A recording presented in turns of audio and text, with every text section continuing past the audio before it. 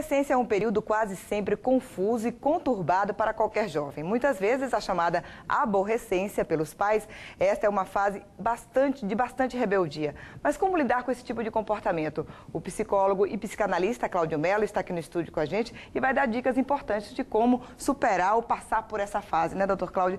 Na verdade, esse termo aborrecência, é isso mesmo? Eles são aborrecentes?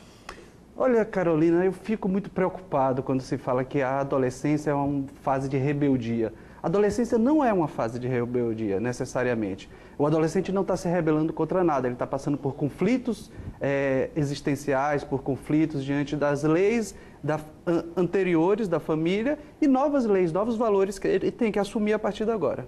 A dificuldade maior, então, é dos pais, na verdade, de lidar com essa fase, né?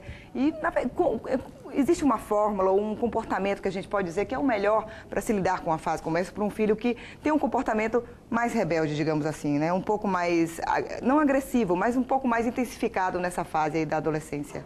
Carolina, não existe fórmulas. As pessoas procuram fórmulas, procuram encontrar aquela regra básica, mas não existe. Existe sim a necessidade de se manter o diálogo. Existe sim a necessidade do diálogo aberto, da compreensão, digamos, porque o adolescente ele tá trazendo novos valores, agregando novos valores para a família que ele traz da escola, do mundo externo.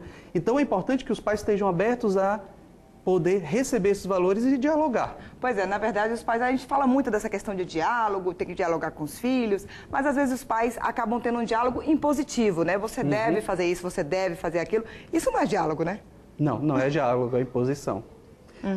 Os pais, muitas vezes, eles, por estarem tão inseguros também com essa fase, que é difícil também para os pais, por estarem inseguros, eles buscam colocar leis, regras muito autoritárias para tentar botar limites. E isso pode ser trágico, porque aí afasta mais ainda o adolescente. E agora, nesse período de férias, de viagens, que é justamente nessa fase mais complicada de lidar, porque o adolescente quer sair de casa, né?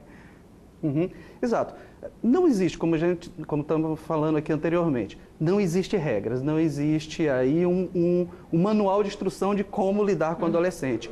É importante que os pais utilizem um bom senso, é importante que os pais pensem direitinho. É o momento de liberar, não é o momento de liberar, qual é o contexto que você vai estar liberando o seu filho. Então, o bom senso é sempre a regra principal. E o diálogo, sempre. Agora, um outro ponto, doutor, é que, assim, por exemplo, nessa fase, nessa época que nós vivemos hoje, se fala muito da questão da influência da internet no comportamento dos adolescentes. Realmente a internet tem toda essa influência no comportamento dos adolescentes e é o reflexo de tudo que de casos que a gente acaba vivenciando por aí, vendo por aí?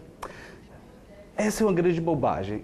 Eu acho que nós estamos lembrados, todo mundo pode lembrar, que os nossos avós, de alguma forma, falavam que quando o rádio nasceu, com a concepção do rádio, falou que o rádio era ocupado pela desvirtuação dos jovens.